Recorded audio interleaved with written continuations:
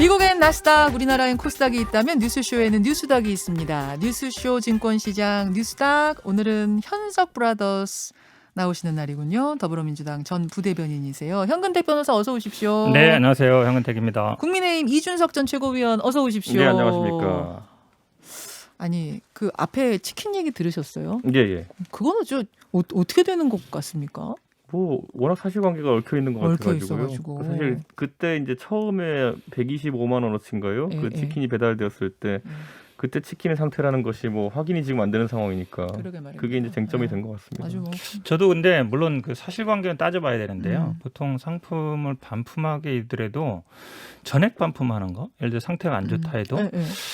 그러면 그 당시에 좀 문제를 삼거나 그게 한두 푼이 아니잖아요. 예. 치킨 하는 사람이 100만 원 정도면 하루 매상 이상인데 60마리였대요. 그렇죠. 근데 그거를 다 반품했다. 그럼 하나도 안 먹었는지 조금 그 당시에도 저는 좀 의문이 있어요. 지금 이례적이거든요. 지금 나오는 기사만으로는 일단 상품을 돌려준 것 같진 않아요. 다 먹고 난 다음 환불인 그러니까요. 그게 좀 의례적이죠. 왜냐하면 아. 보통은 막 이렇게 못 먹겠다 그러면 예, 예, 그거를 예. 다 돌려주고 반환 받는데 예. 먹었는데 좀 문제가 있으니까 안 주겠다.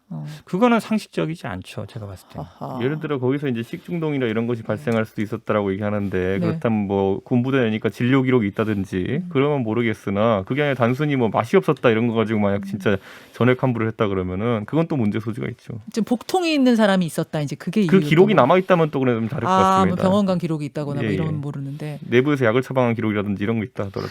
하여튼 뭐 라디오 재판정처럼 오늘 이러는데 뉴스다 본론으로 가겠습니다. 이번 주 상한가 하한가 누굴 골라오셨을지 먼저 현근택 변호사님 누구 골라오셨어요? 저는 뭐 안철수 대표 안철수 대표 네. 상한가?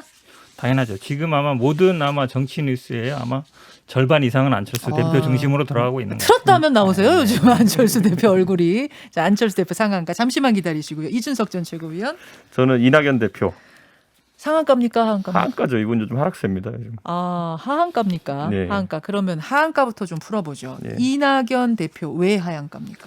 최근에 보면 이제 이낙연 대표가 결국 이재명 지사나 윤석열 총장과의 대선 지지율 경쟁에서 다소 이제 홀로 하락세라는 느낌을 지을 수가 없는지 갑자기 이제 또 월성원전 관련해 가지고 이번엔 경제성이나 안전성에 관한 분야에 대해 가지고 이제 삼중수소가 검출되었다. 이거를 굉장히 강하게 발표를 하셨는데 전 여기 사실 보면 좀 놀라웠던 게 그 처음에 발표할 때 보통 우리가 오염 사례나 이런 것들에 대해서 얘기할 때는 보통 기준치라는 단어를 많이 씁니다.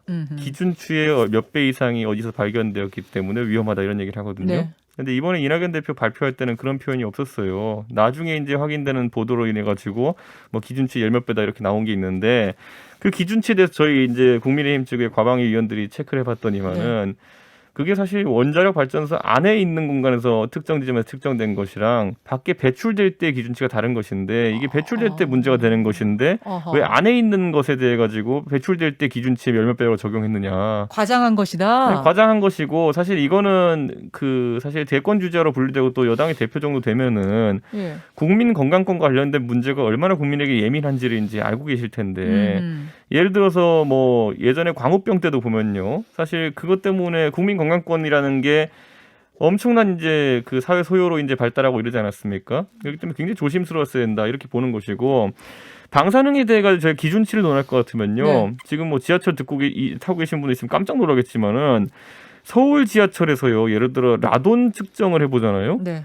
그러면 북한산이 이제 화강암지대잖아요. 네, 그러니까 예. 북한산 쪽에 붙어있는 지하철역들 가가지고 라돈 측정해 보면은 기준치 이상으로 나옵니다. 그래요. 그래가지고 예전에 뭐 성신여대 입구역이랑 무슨 뭐 그 우이신설선 쪽 역들 같은 경우에는 방사능 문제가 2019년에 한번 뜬 적이 있었어요. 근데 그런 것처럼 근데 그렇다고 해서 지하철 폐쇄할 것도 아니고 지하철을 뭐 없애야 된다 이런 주장 항상 없지 않습니까? 예. 그런 것처럼 저는 정치인의 주장이라는 것이 굉장히 신중해야 되는데 이낙연 대표께서 원래 엄중하시고 신중하다라는 엄중낙연, 신중낙연이라는 별명 갖고 계신데 신중하시죠. 이건 좀 과했다 이런 생각이 듭니다. 아, 그 이낙연 대표의 발표를 한번 직접 듣고 올까요? 예.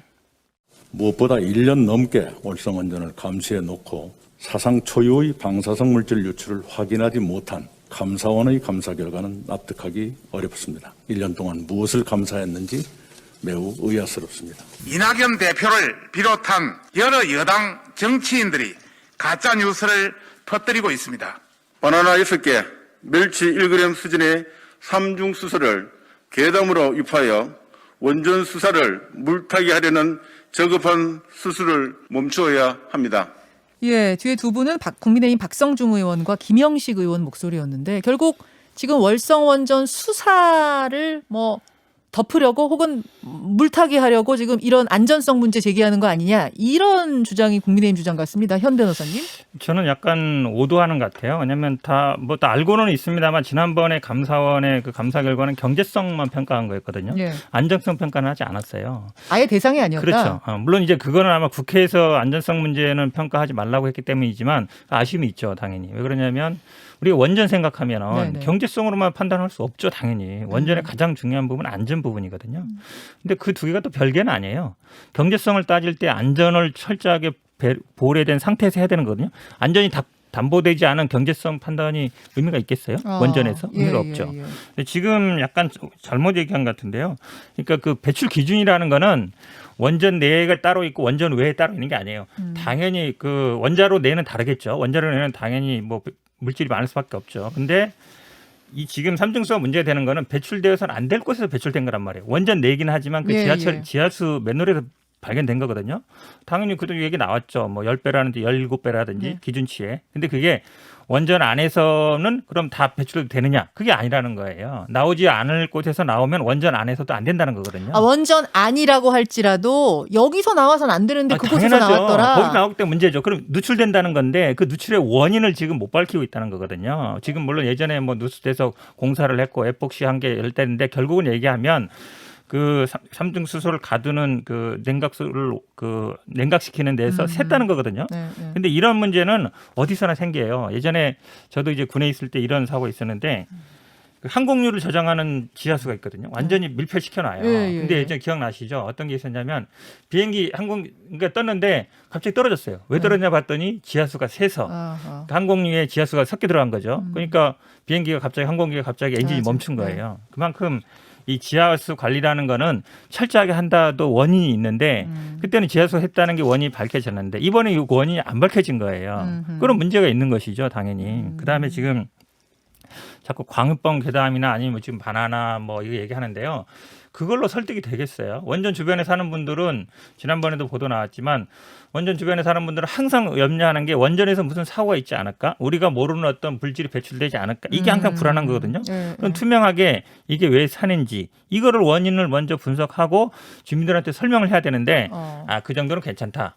엑스레이 뭐 받는 거에 뭐 반 정도다. 바나나 먹었을 때 반 정도다. 이걸로 설득이 되겠습니까? 왜냐하면 그게 앞으로도 없을 거라는 게 전제돼야 되는데 그렇지 않다는 것이죠. 그럼 당연히 그 문제를 지적할 수 있는 것이지 이 안전성 문제 지적한다고 그걸 수사 방해 목적이다. 이렇게 얘기하는 건 저는 앞뒤가 저는 틀리다고 저 주장이 일관되려고 그러면 서울 지하철에서 WHO 기준의 라돈이 3배 발견된 것에 대해서 서울시에서 그러면 굉장히 호들갑을 떨어야 되는 것이거든요. 그런데 거기에 대해 가지고는 조용합니다. 이 서울 지하철 얘기하는데요. 서울 지하철도 물론 예전에 우리가 뭐 학교 내에서도 그렇고 오염물질이 나올 수 있어요. 하지만 그거는 충분히 조사하고 우리가 제어가 가능해요. 그리고 이거를 예를 들어서 이 문제를 차단했을 때 지하철 운행을 멈춰야 되느냐 이 정도까지는 안 가요. 근데 원전은 다르죠. 원전은 예를 들어서 어떤 이런 이런 물질이 배출됐을 때는 이 원전 자체를 계속 운행을 해야 되느냐 말아야 되느냐 굉장히 중요한 문제가 되는 거예요. 그리고 지역 주민들이 항상 그에 대한 불안감이 갖고 있죠. 특히 지하철 타시는 분들이 원전은, 지하철 내가 타면서 아이에게서 어떤 문제가 나오고 있으니까 나 지하철 안 타. 이렇게까지 가지는 않거든요. 아니 라돈도 방사성 물질이고요. 서울 지하철의 운행 인원이라는 게 아니면 탑승 인원이라는 거는 수백만 명 단위이기 때문에 안전 문제를 봤을 땐 결국 가벼운 사안이 아닙니다. 그런데 WHO 기준만 신봉하지 말라 그러면서 그때 아무 문제 없다 그랬거든요. 그러니까 저는 이런 것에 대해 가지고 일관된 기준을 적용했으면 좋겠는데 광우병은 위험하고 서울 지하철 라돈은 안 위험하고 삼중수소는 또 위험하고 그러니까 감사원 때려야 되고 이게 그러니까 진영 논리가 아니냐는 거지 결국에는. 자, 이것과 함께 이낙연 대표 얘기가 나왔으니까 제가 한 가지만 더 좀 던져볼게요. 어제 이낙연 대표가 이익공유제에 대해서 언급을 했습니다. 즉, 이 코로나 때문에 심각한 타격을 입은 분들도 있지만 오히려 또 수입이 늘어난 분들도 있다. 그런 이제 사업체도 있고 있다. 그런 분들은 자발적으로 나서서 자신이 받은 이익을 좀 공유하자, 베풀자 이런 제안인 거죠, 현 변호사님? 네, 그렇습니다. 그러니까 기본 개념이라는 거는 아마 우리가 뭐 이익이 발생하면 예. 기본적으로는 본인한테 돌아가고 그다음에 이익이 있으면 이제 세금을 내는 게 기본이겠죠. 근데 최근에 이제 코로나 사태를 보면은 사실은 기업 이익이 나면 1차적으로는 주주한테 가고 그다음에는 종업원들한테 가는 것이겠죠. 네. 임금으로. 근데 예전에도 보면 이게 이익이 났을 때 협력 업체에 주자 뭐 이런 얘기들이 있었거든요. 2011년 아마 정은천 그때 동반선장 위원장도 얘기했었던 것 같은데 지금 핵심은 아마 이제 코로나로 인해서 지금 굉장히 이득을 보는 업체들이 생기고 있어요. 예를 들어서 배달앱이라든지 아니면 이런 애들은 굉장히 폭발적인 선정을 하고 있거든요. 그다음에 뭐 온라인 쿠팡이라든지 쇼핑몰. 예. 그렇죠. 근데 상대적으로 그거에 비해서 소외되는 분들이 있어요. 예를 들어서 식당 하시는 분들은 네네.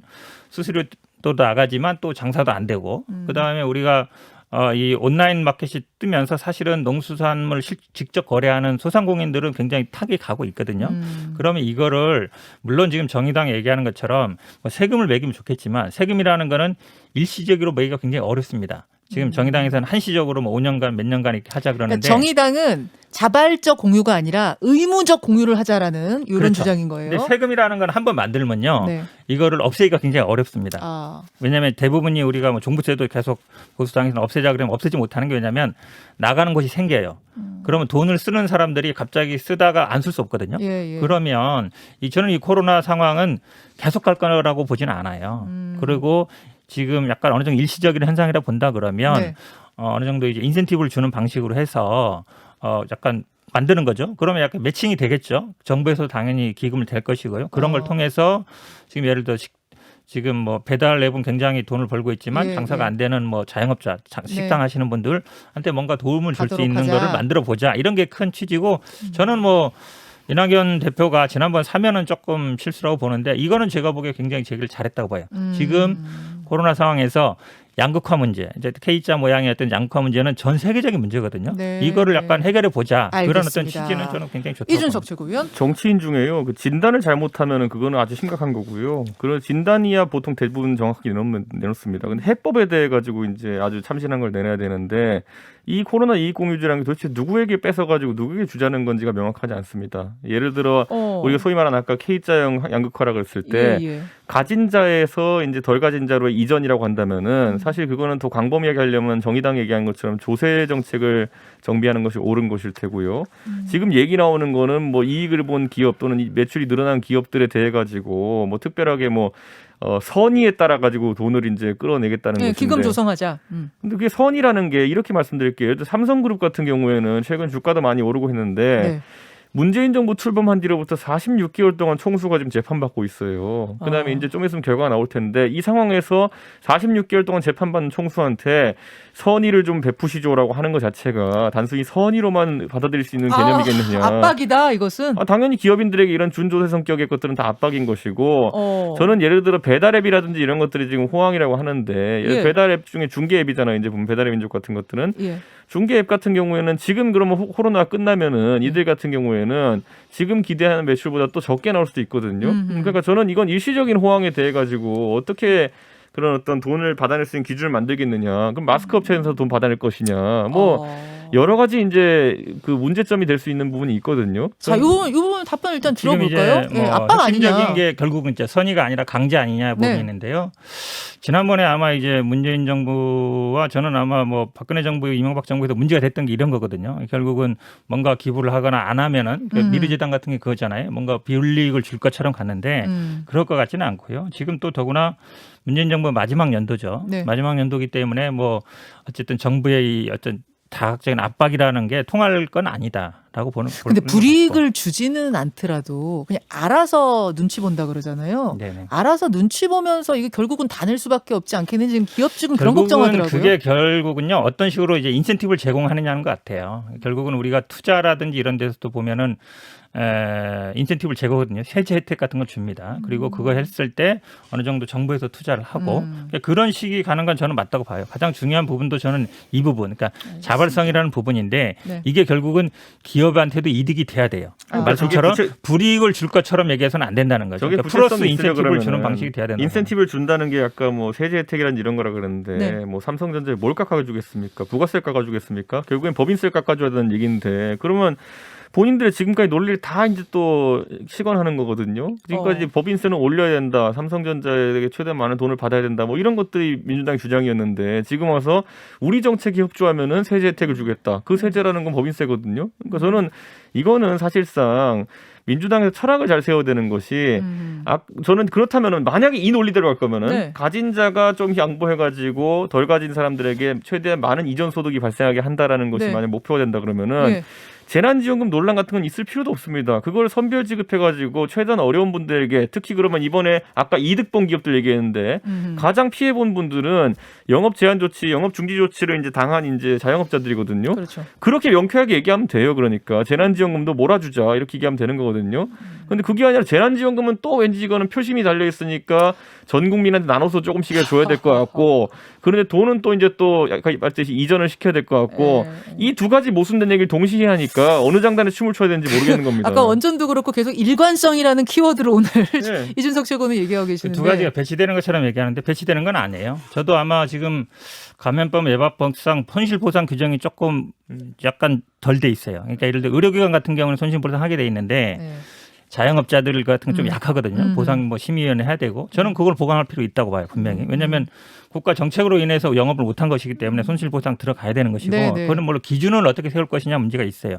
몇 프로를 해줄 거냐도 있지만 그거와 별개로 예. 그러니까 그런 분들은 자영업자 얘기고요. 제가 말씀드리는 거는 예. 아까 말씀드린 건 그러니까 삼성전자 같은 건 좀 다를 수 있어요. 삼성전자 예전에 그 협력업체들한테 이 공유했던 게 어느 정도 자체적으로 하고 있거든요. 아. 근데 지금 얘기하는 것들은 이 코로나 상황에서 삼성전자는 사실 코로나 때문에 더 수익이 늘어났다고 보긴 힘들어요. 근데 배달 앱이라든지 아주 아니면은 직접적으로 이익본. 어쨌든 이 온라인 마케팅 네. 하는 업체들 같은 경우에는 상대방이 있거든요. 식당이라든지 아니 배달하는 사람들 네. 그런 사람들과의 이익을 공유하는 거기 때문에 좀 네. 다른 측면이다. 그 두 알겠습니다. 개는 저는 공존할 수 있다고 자, 봅니다. 요건 여러분 의견 좀 보내주세요. 이익공유제에 대해서는 여러분의 의견 좀 새로운 화두니까 보내주시고요. 다음 주제로 좀 넘어가 보겠습니다.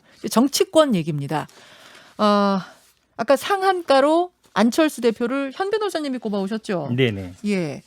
역시 뭐 서울시장 선거판을 지금 주도하고 있다 이렇게 보시는 거예요? 그렇죠. 저는 뭐 안철수 대표가 최근 행보를 보면 이분이 서울시장 나온 게 아니라 거의 대권 나온 행보 같아요. 지역도 보면은 뭐 대구, 부산도 가고요. 뭐 예전에 예.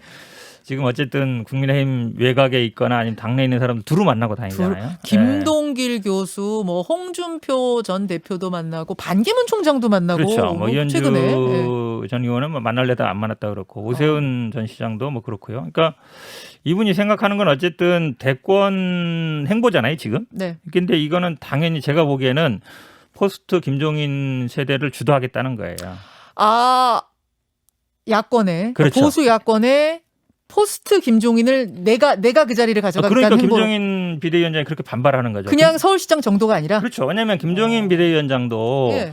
원래 임기는 서울시장 선거까지예요. 맞아요. 근데 그때까지만 염두에 두고 있다 그러면 이렇게 반발할 이유가 없어요. 선거만 무사히 맞춰서 어쨌든 연대를 하든지 간에 여당이 승리하고 야권에서 승리만 하면 본인 임기 끝나는 거잖아요. 네. 근데 김종인 비대위원장도 제가 보기에 생각이 여기서 멈출 생각이 없는 거예요. 아니 멈추신대요. 제가 그걸 여러 번 말은 물었어요. 그렇지만 그제 만나서 여러 번. 말은 그렇지만 제가 보기에 네. 그러니까 이 선거 이후에 예. 대권 국면이라든지 아니면은 당 대표를 정하거나 이런 국면에 네. 두 분이 충돌하는 거예요. 거기에 이해관계가 부딪히기 때문에 그거라고 제가 보기에는 보세요? 그거라고 봐요. 아니 나는 사라지겠다라고 표현하시던데. 아니, 말이야 그렇지만 뭐 그렇게 하겠죠. 자, 이준석 최고. 저는 지금 보수 진영에서 안철수 대표에 대한 평가는 이제 둘로 갈리는 것 같아요. 그러니까 저희가 나누는 기준은 딱 이거 하나입니다. 저희가 젊은 사람들이 하는 얘기 중에 뭐 잘 알 이런 얘기했거든요. 잘 안다. 그러니까 안 잘 알. 안철수 잘하는 사람들 같은 경우에는 전부 다 부정적이에요.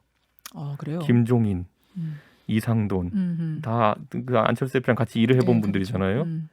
이준석 이런 사람들은 전부 다 안철수 대표의 이런 행보에 대해 가지고 약간은 용두사미식으로 끝날 것이 아니냐 이런 생각을 지금 하고 있는 것이 안 대표가 정치하면 항상 비슷했다니까요. 이번엔 달라지지 않았어요? 이번에는 뭐 좀 얼굴 표정도 달라지고 눈썹도 지난번엔 달라지고. 더 달랐어요. 머리도 바꾸고 막 목소리도 바꾸고 막 포스터도 바꾸고 다 달랐어요. 그런데 이번에는 뭐 사실 그것보다 메시지가 좀 달라지긴 했지만은 그래도 결국에는 제가 처음에 안철수 대표가 그 작년 말에 서울시장 출마 선언할 때 역시 시작은 다르군. 왜냐하면 그때 야권 단일 후보가 되겠다는 말로 시작했거든요. 맞아요. 그 전까지는 제3지대론으로 나오시다가 이제 이건 전 신선한 충격이었어요. 그때는. 네네네. 근데 제가 예측하던 거 이 패턴이라는 게 결국 단일화 과정 중에서 하던 거 그대로 하시지 않을까.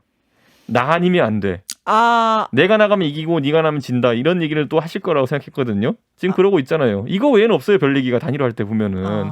근데 이 얘기 계속하면서 안철수 대표가 뭐 듣는 사람에 따라서 굉장히 모욕적일 수 있는 언사들을 많이 할 겁니다. 예를 들어 국민의힘의 후보들에 대해 가지고 뭐 당신들이 나가면 진다 뭐 이런 식으로 표현하기도 하고 내가 그 국민의힘에 들어가면 표가 나오겠느냐 이런 식으로 얘기하기도 하고. 근데 이거는 제3지대론 할 때의 언사여야 되는 것이지 야권 단일화가 되겠고 국민의힘에 표가 필요하다라고 했을 때 할 수 있는 언사가 아니거든요. 그러니까 저는 이게 굉장히 불안하고 뭐 3단계는 아시는 것처럼 이제 선거 돌입하면 본선 가가지고 정책 아니면 TV 토론 이런 거에서 이제 약점을 많이 드러내셨기 때문에 이게 제가 아까 말했던 안철수 대표 용두삼이형 이제 선거 출마인데 이제 본격적으로 방송 나가서 인터뷰하고 토론하면 또다시 거품, 지금 뭐 지지율이 좀 거품처럼 꺼지지 않겠느냐? 저는 뭐 그거가 용두삼이? 뭐 왜냐면 시작이 좀 다르긴 했기 때문에 예, 예. 끝까지 같을 거라고 보진 않습니다. 하지만은 그래도 우리가 흔히 지금까지 안철수 대표의 예. 대선이라든지 서울시장 출마라는 큰 출마에서 겪었던 패턴이 그대로 나올 가능성이 있거든요. 그래서 그거를 이제 아까 제가 표현했던 안 잘 알. 안철수를 잘 아는 사람들. 그 사람들은 그 패턴을 항상 생각할 수밖에 없는 안 잘 것이고 알은? 거기에 더해가지고 민주당 쪽의 안 잘 알들은 예, 예. 결국 이제 새정치연합처럼 될 것이다 이렇게 얘기하는 사람들이 있는 것이고 다만 이제 보수 진영에서도 보면은 뭐 윤상현 의원님이라든지 네. 아니면 안철수 대표랑 같이 일해본 적이 없는 분들 같은 경우에는 네네. 이 중도라는 것이 진짜 안철수 대표의 상징성과 함께 존재한다고 아직까지 보시는 거예요. 그렇기 때문에 국민의힘의 파이를 키우기 위해서는 안철수 대표와 연대든지 합당이든지 어떤 식으로 함께하는 것이 네. 좋다라고 이제 얘기하시는 건데 글쎄요. 한번 다들 겪어보시면 될 것 같습니다. 아유, 지금 거의 최악의 악담하신 거 아니에요? 겪어보면 안다. 안 잘 알들의 공통된 견해입니다. 이번에도 용두사미처럼 뭐 좀 흐지부지 잘 안 아니요. 될 거품 그러니까 그 빠질 단일화 것 같다 과정에서 그 엄청나게 말씀이신 거고. 많은 이견을 노출할 겁니다. 자, 단일화 될 것 같아요? 안 될 것 같아요? 저는 김종인 위원장이 있는 한 쉽지 않다 이렇게 봅니다. 그 주도권 지려고 지금 괜히 저러는 게 밀당하는 게 아니라 진짜로 안 된다고 생각하시는 거다? 김종인 위원장이 많은 걸 하지만 그 시건은 잘 안 하거든요. 예. 그렇기 때문에 저는 어제 사실 이제 김종인 위원장이 네네. 그저께인가요? 그 별의 시간인가요? 저랑 인터뷰하면서 나온 거예요. 별의 순간이 네, 별의- 윤석열 총장 앞에 지금 왔다. 그게 사실은 이제 안철수 대표를 견제하는 가장 강력한 멘트죠. 그러니까 아까 이제 현근택 변호사가 한 말처럼 네. 야권의 헤게모니를 잡기 위한 안철수 대표의 이제 광폭 행보거든요. 네네. 근데 거기에 대해서 너는 아니야 이렇게 그냥 한 거거든요. 안철수 대표한테는 이미 2011년에 별의 순간이 왔었는데 놓쳤고 네. 윤석열 총장한테는 지금 왔다라는 그 표현이 결국 안철수 대표 안 돼. 이런 견제구다. 사실 윤석열 총장에 대해서 호감 있는 발언을 하려면 타이밍이 여러 타이밍이 있었을 텐데 굳이 네. 지금 이제 하신 것 같은 경우에는 제가 봤을 때는 안 대표한테 그래 네가 꿈이 그건 것 같아. 그런데 너는 아니야. 이 얘기 그냥 하시는 거거든요. 자, 그렇게 보시고 그럼 단일화가 안 됐을 경우 일단 현 대변인님도 안 될 거라고 보세요? 저도 안 된다고 봐요. 안 된다고 왜냐하면 보세요? 민석 최고 얘기처럼 안철수 대표의 지난 행보를 봤을 때 네. 쉽지 않아요. 더구나 쉽지 않아요. 김종인 비대위원장과의 두 사람 사이의 관계 네. 안 좋잖아요. 안 좋은 거 다 안 알려져 좋아요. 있고 안 좋아요. 될 리가 없죠. 안 된다. 네. 그럼 3자 구도에서 김종인 위원장은 3자 구도로 해도 나는 승리 확신한다. 분명히 그러셨거든요. 어떻게 보세요? 그건 어쨌든 뭐 자신감의 표현일 수도 있는데요. 그러니까 뭐 그렇게 생각을 할 것 같아요. 그러니까 그 말은 뭐냐면 만약에 국민의힘에서 후보를 뽑았을 때 안철수 대표 지지를 우리가 가져올 수 있다. 국민의힘 그러니까 여당을 싫어하는 야당의 지지자를 가져올 수 있다고 보는 것 같은데 과연 누가 되는지도 중요하겠죠. 근데 기본적으로 아마 두 사람과의 싸움이 치열할 것이다. 예전에 자꾸 지금 박원순 모델을 얘기하는데요. 박원순 모델 같은 경우에는 물론 단일화를 전제로 한 거지만 네. 그래도 만약에 각자 나왔어도 예. 그렇게 치열하게 싸우지 않거든요. 그 전제는 뭐냐면 어느 정도 가치 공유가 돼요. 같이 해왔던 사람들 그리고 그거를 중개하는 사람들이 있습니다. 예를 들어서 그 사회 원로라든지 뭐 그렇죠. 운동권 원로라든지 이런 분들이 있어요. 근데 사실은 만약에 양자가 나왔을 때 그걸 네. 할 수 있는 사람이 있느냐? 정치 원로나 그런 사람 없어요. 예. 그럼 만약에 오히려 싸움이 더 치열할 겁니다. 예. 서로 어찌 보면 무릎을 뜯을 가능성이 높거든요. 그러면 당연히 뭐 민주당이 물론 잘해서 되는 것도 있지만 두 후보가 아마 그 야당 측 그 지지자들을 얻기 위한 싸움이 치열할 것이다. 저는 그렇다면 뭐 오히려 서로 폭망할 수 있다라고 봅니다. 폭망할 수 있다. 자, 3자 구도로 갔을 경우 그럼 이 최고는 어떻게 보세요? 저는 3자 구도라는 건 존재하지 않을 거다 봅니다. 왜냐하면 양자 아니면 최소 4자입니다. 정의당 쪽에 얘기를 해봐도 누구든지 예, 정의당에서 예를 들어 국민의당의 안철수 후보가 단일화 안 하는데 우리가 단일화할 수 있겠느냐라는 얘기를 하거든요. 아, 정의당은 애초에 단일화한다는 얘기 없었어요. 끝까지 갈 그러니까 거라고 저희가 봤을 했어요. 때는 무조건 사자구도고요. 아, 그럼 이제 사자구도로 네, 얘기하죠. 그렇기 사자구도일 때문에 경우에는 어떻게 보세요? 사자구도일 때도 나쁘지 않다 이렇게 김종인 위원장이 이미 연구를 한 상태고 분석을 한 상태이기 때문에 이최고도 동의하세요? 저는 동의하고요. 국민의힘이 이길 수 있다? 저는 왜냐하면 이렇게 봅니다. 예전에도 보면 그 소위 말하는 안철수 대표가 서울시장 나왔을 때 네. 그때 김문수 지사라는 상대적으로 서울 연고도 약하고 이제 경쟁력이 그다지 세지 않은 서울시장 후보가 그 당시 자유한국당에서 나왔음에도 불구하고 안철수 대표가 3등을 했거든요. 네.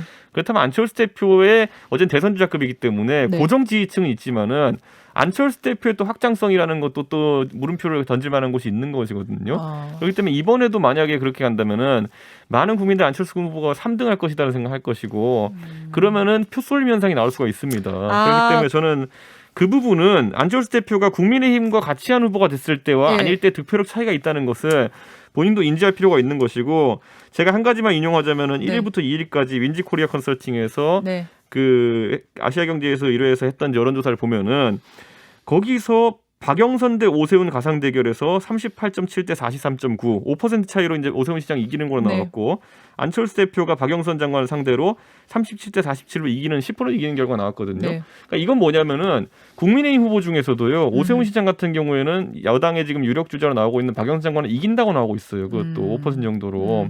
안철수 대표가 본인이 단일화 과정에 있어가지고 가장 강한 협상력을 가질 수 있는 상태는 네. 내가 나가면 이기고 니네가 나가면 진다가 돼야 돼요. 근데 지금 상황에서는 내가 나가면 조금 더 이기고 니네가 나가도 이겨 이러면은 아, 그래 어쩌라고 뭐 이렇게 되는 거거든요. 그렇기 때문에 저는 안 대표 알겠습니다. 입장에서 지금 굉장히 참 백척간두를 걷고 있다는 생각이 들 겁니다. 간단하게 얘기하면요. 그러니까 지금 하는 여론조사나 이거는 다 양자간 대결을 전제로 한 거예요. 단일화가 되는 걸 전제로 한 거죠. 그러니까 다르다는 것이죠. 근데 전제는 기본적으로 만약에 안철수 지지율을 가져올 수 있느냐 문제인데 그거랑 정의당이 나온 민주당 상황은 좀 달라요. 정의당이 예를 들어서 심상정이나 이런 사람들 굉장히 알겠습니다. 지도면에 있는 사람이 나오면 모르겠지만 네, 네. 그렇지 않을 경우는 저는 민주당으로 쏠릴 수 있다고 보는데 네. 안철수 대표 같은 건 좀 다르죠. 왜냐하면 지지율 지금 1위고 어쨌든 정당 지지율은 국민의힘이 앞서고 있지만 후보 지지율이 중요하거든요. 근데 이거는 결국은 차기 대선과도 연결돼 있어요. 차기 알겠습니다. 대선에 유력한 주자가 없는 상황에서 국민의힘이 그 지지를 가져가기 쉽지 않죠. 하하. 자, 여기서 끊기가 아쉬울 정도로 오늘 두 분의 평론이 아주 반짝반짝하는데요. 어쨌든 안철수 대표가 핫하긴 핫하네요. 지금 그 이야기로 얼마를 끌어왔는지 모르겠습니다. 일단 여기까지 오늘 말씀 듣죠. 네, 고맙습니다. 감사합니다. 고맙습니다.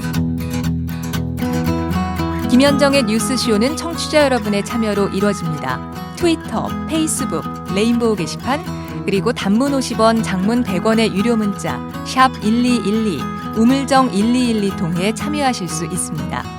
김현정의 뉴스쇼, 여러분과 함께 만듭니다.